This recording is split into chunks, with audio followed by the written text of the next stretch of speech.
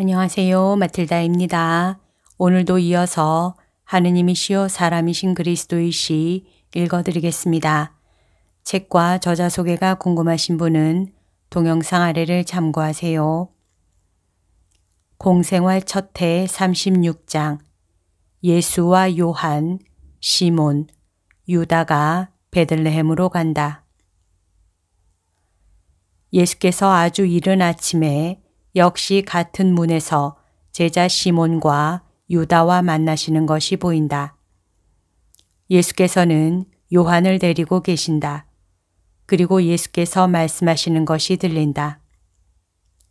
자, 너희들이 과히 힘들지 않으면 나와 함께 유다를 두루 돌아다니자.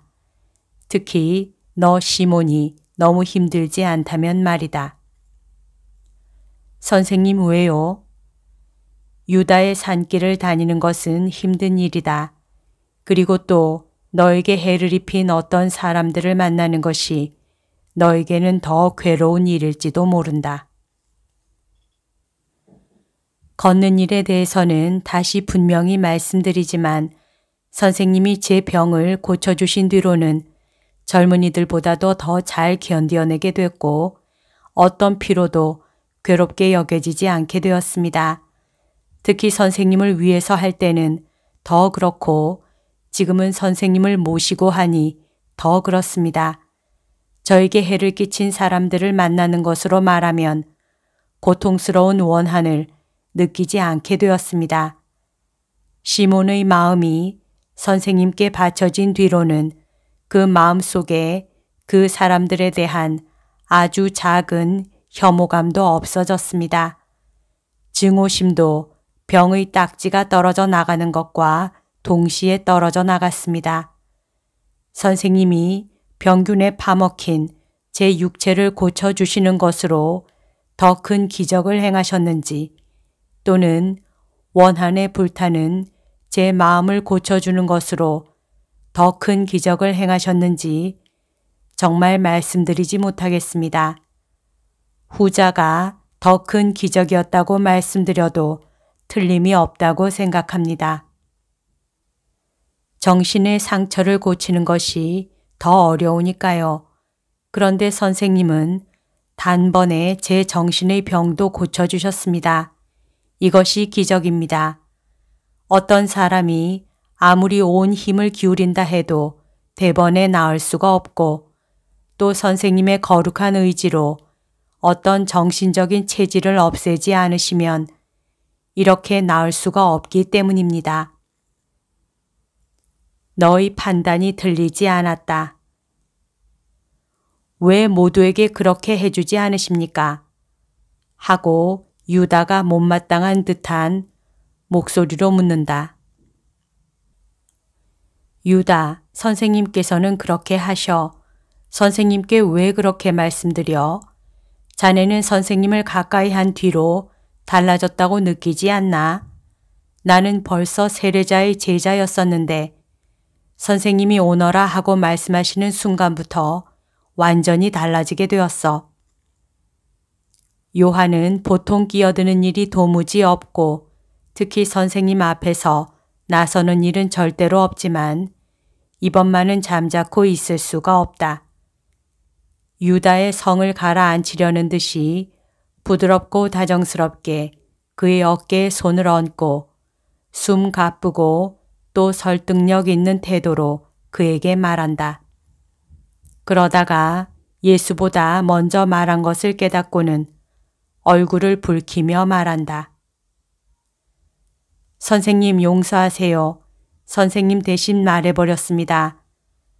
그렇지만 저는 그저 유다가 선생님께 말대답을 하지 못하게 하려는 것이었습니다.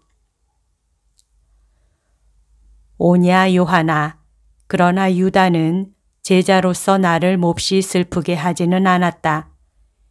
그가 제자가 되었을 때 그의 사고방식을 그대로 가지고 있다면 그때는 나를 슬프게 할 것이다. 내가 슬퍼하는 오직 한 가지 일은 사람의 생각을 빗나가게 하는 사탄으로 인하여 사람이 어느 정도까지 타락하였는가 하는 것을 확인하는 것이다. 너희들 모두 이것을 알아두어라. 너희 모두가 사탄에 의하여 생각이 흐려졌다.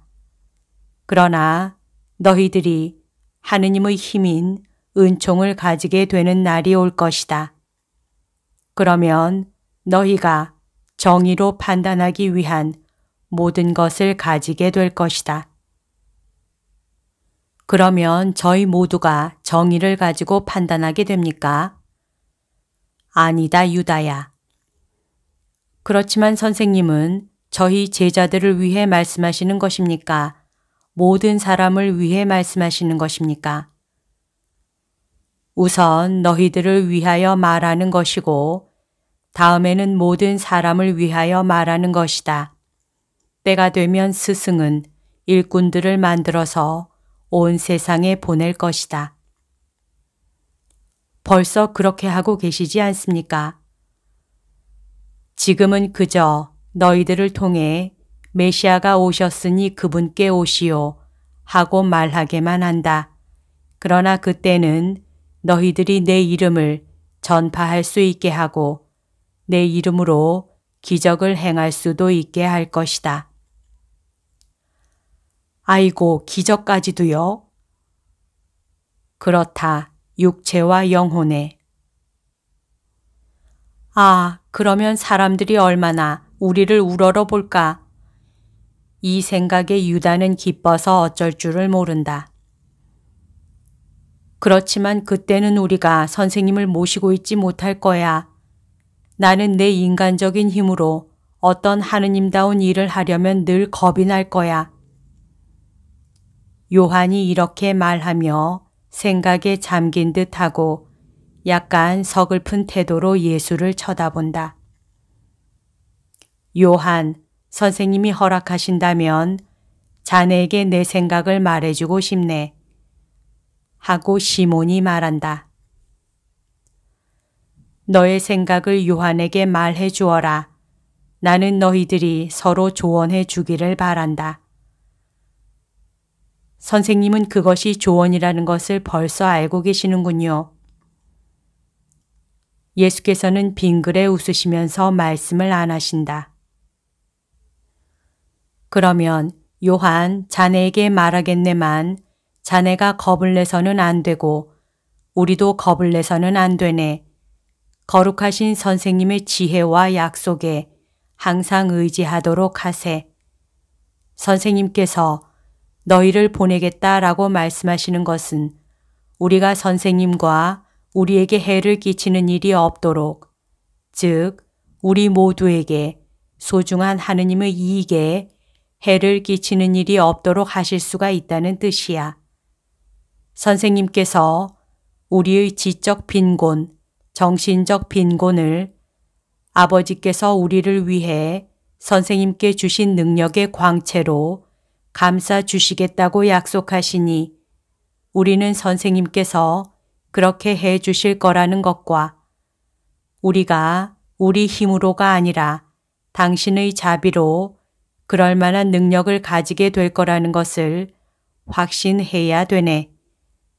그러니까 우리가 우리 행동에 교만과 인간적인 욕망을 섞지 않으면 틀림없이 이 모든 것이 이루어질 걸세.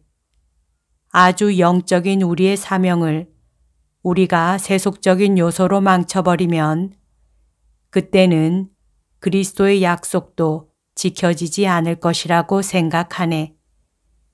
선생님 편에서 무능하셔서가 아니라 우리 교만의 올가미로 선생님 능력의 목을 조르겠기 때문일 거야. 설명을 잘 했는지 모르겠네. 썩 잘 설명했네. 내 생각이 틀렸었네. 하지만 알겠나? 내 생각에는 말이야. 메시아가 하시는 일을 할 자격이 있을 만큼 그분의 사람이 된 메시아의 제자로서 찬미받기를 원하는 것은 결국 이 세상에 그리스도의 강력한 모습을 빛내겠다는 욕망이야. 그러한 제자를 두신 선생님께 찬사가 돌아간다. 내 말뜻은 이런 것이었네. 자네가 말한 것 전부가 틀리지는 않았네. 그러나 이복의 유다. 나는 박해를 받는 계급에서 왔네. 박해를 받는 것은 그것은 메시아가 어떻다는 것, 어떠해야 한다는 것을 잘못 이해했기 때문이었어. 사실이야. 우리가 메시아를 그분의 실제에 대해 정확한 견해를 가지고 기다렸더라면 진리에 대한 모독이요, 로마법에 대한 반란인 오류에 빠지지는 않았을 걸세. 우리는 그리스도를 정복자로, 이스라엘의 해방자로, 새 마카베오로, 위대한 유다 마카베오보다 더 위대한 인물로 보려고 했단 말이야. 다만 그것만을 원했단 말이야. 왜 그랬냐고? 그것은 하느님의 이해관계보다 우리의 이해관계, 즉 조국과 시민들의 이해관계에 더 관심을 가졌었기 때문이야. 아, 조국의 이익도 신성하지. 그러나 영원한 하늘에 비하면 그게 무엇이냐 말이야. 로마 경찰의 감시망을 벗어나려고, 또 특히 거짓 친구들의 밀고에서 벗어나려고 도망쳐서 야수들의 굴에 숨어 그놈들과 잠자리와 음식을 같이 할 때, 또는 문둥병자가 되어서 숨어있던 제 굴에서 죽음을 기다리며 무덤의 맛을 미리 보고 있을 때, 처음에는 박해로, 그 다음에는 격리로 얼마나 많은 세월을 보냈는지, 얼마나 곰곰이 생각했는지 모릅니다. 그러다가 보았습니다. 그리스도의 참 모습을, 겸손하시고 인자하신 선생님의 모습을, 영의 스승이시요 왕이신 선생님의 모습을, 오 그리스도여, 선생님의 모습을 보았습니다. 우리를 먼지와 같은 왕국이나 진흙으로 된 신에게로 데려가지 않으시고 아버지께로 인도하시는 아버지의 아들이신 그리스도의 모습을 보았습니다. 선생님, 아이고, 저로서는 선생님을 따르는 것이 쉬운 일입니다. 제가 옳다고 주장하는 대담성을 용서하십시오. 그것은 선생님을 뵈니 제가 생각했던 분과 꼭 같으시기 때문입니다. 즉시 선생님을 알아배웠습니다. 선생님을 처음 안 것이 아니라 제 영혼이 벌써 알았던 어떤 분을 알아뵙는 것이었습니다. 그렇기 때문에 내가 너를 불렀고, 그렇기 때문에 지금 내가 유다에게 하는 첫 번째 여행에 너를 데리고 가는 것이다. 나는 네가 나를 끝까지 전부 알아보기를 원한다. 그리고 아직 나이가 어려서 철저한 묵상으로 진실에 접근할 능력이 부족한 사람들도 그들의 스승이 어떻게 이 시간에 이르렀는지 알기를 원한다. 너희들도 차차 깨닫게 될 것이다. 다윗의 탑 근처에 왔구나. 동쪽 문이 가까이에 있다. 그리로 나갑니까? 그렇다 유다야. 우선 베들레헴에 간다. 내가 태어난 곳에 다른 사람들에게 말해줄 수 있게. 너희들이 그곳을 알아두는 것이 좋다. 이것도 메시아와 성서에 대한 지식의 일부이다. 너희들은 물건들에 씌어있는 예언들을 발견할 것이다. 그 예언들은 예언의 목소리가 아니라 역사의 목소리로 너희들에게 말할 것이다. 헤로데의 궁전을 빙 돌아서 가자. 아기가 가득하고 음란한 늙은 여우. 판단하지 말아라. 판단하는 것은 하느님의 일이다. 정원을 건너지르는 저 오솔길로 해서 가자. 해가 쨍쨍 내리쬐는 동안에는 어떤 인심 좋은 집 근처 나무 그늘에서 쉬도록 하자. 그러고 나서 길을 계속하자. 환상이 여기서 끝난다. 여기까지가 오늘 들려드릴 내용입니다. 오늘도 하느님의 뜻 안에서 서로 사랑하는 하루 보냅시다. 사랑합니다. 축복합니다.